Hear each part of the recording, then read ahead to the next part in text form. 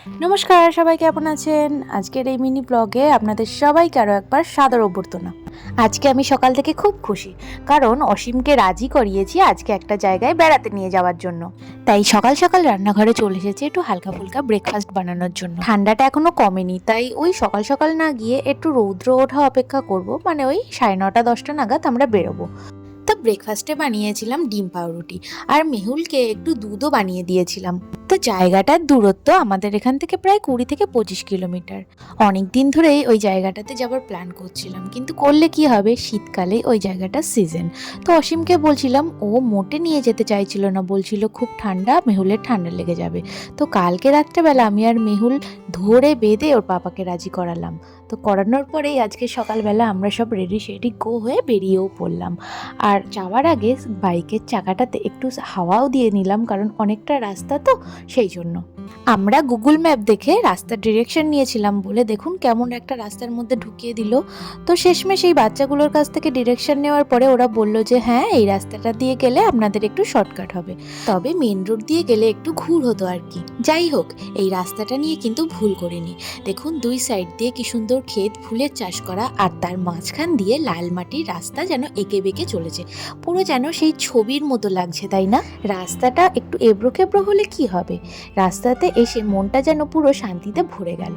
আর আমাদের তো মনে হয় এবার চলেই এসেছি। দেখুন ওই যে দূরে সব লোকজন জড়ো হয়ে বসে রয়েছে। কোথায় এসেছি বলুন তো? গেস করতে পারছেন নিশ্চয়ই। এসেছি হচ্ছে ক্ষীরাই।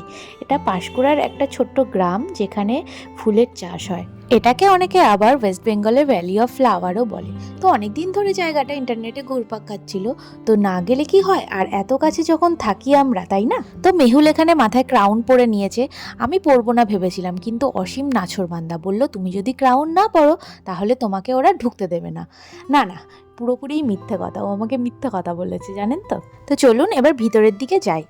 ওই সামনেটায় মনে হচ্ছে মেলাও বসেছে। হ্যাঁ, কত স্টল দেখুন খাবারের। আমরা প্রথমে একটু আইসক্রিম খেতে যাব, কারণ মেহুল বলছে যে ও আইসক্রিম খাবে, তো ওর জন্য একটা আইসক্রিম নিয়েছি, আর আমি নিয়েছি একটা কোল্ড ড্রিঙ্কস। প্রচুর রৌদ্র, জানেন তো, একটু ছাতাটা নিয়ে আসলে বোধহয় ভালো হতো। আর ছুটির দিন বলে দেখুন কত ভিড়। মনে হয় পূর্ব মেদিনীপুরের যত লোক আছে সব মনে হয় আজকে এই জায়গায় জড়ো হয়েছে। তো জায়গাটা মোবাইল থেকে দেখলে যতটা না সুন্দর লাগছে, তার থেকেও বেশি সুন্দর যদি আপনি নিজের চোখে সেটা উপভোগ করেন। আর এইখানে আসার সিজনটা হচ্ছে ওই 25শে ডিসেম্বরের পর থেকে 1 জানুয়ারি, মানে তারপর থেকে যদি আপনি আসেন তবে এত সুন্দর সুন্দর ফুল আপনি দেখতে পারবেন। তবে তার আগে আসলে কিন্তু এত ফুল ফুটবে না, কারণ মালিরা সবে আর কি গাছগুলোকে বসিয়েছে।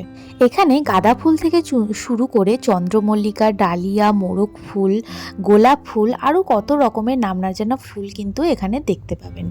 আমরা অবশ্য বেশি দূর যাইনি, কারণ অনেক ভিড় ছিল, মানে প্রচুর ভিড়, আর তার উপরে রৌদ্র, মানে মরার উপরে পুরো খাড়া। আর ওই সামনেটা হচ্ছে ক্ষীরাই স্টেশন, মানে ওইখান থেকে আপনি মোটামুটি ওই 5-10 মিনিটে হেঁটে চলে আসতে পারবেন।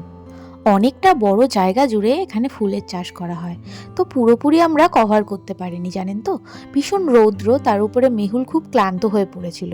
তো আমরা ডিসাইড করলাম যে এবার বাড়ির দিকে রওনা হব। তো যাওয়ার সময় অসীম আমাকে একটা ফুলের তোড়াও গিফট করেছিল। আসলে বুড়ো বয়সে এরকম এক্সপিরিয়েন্স হলে যেমন 32 পাটি বেরিয়ে যায়, তো আমারও তেমনই হয়েছিল।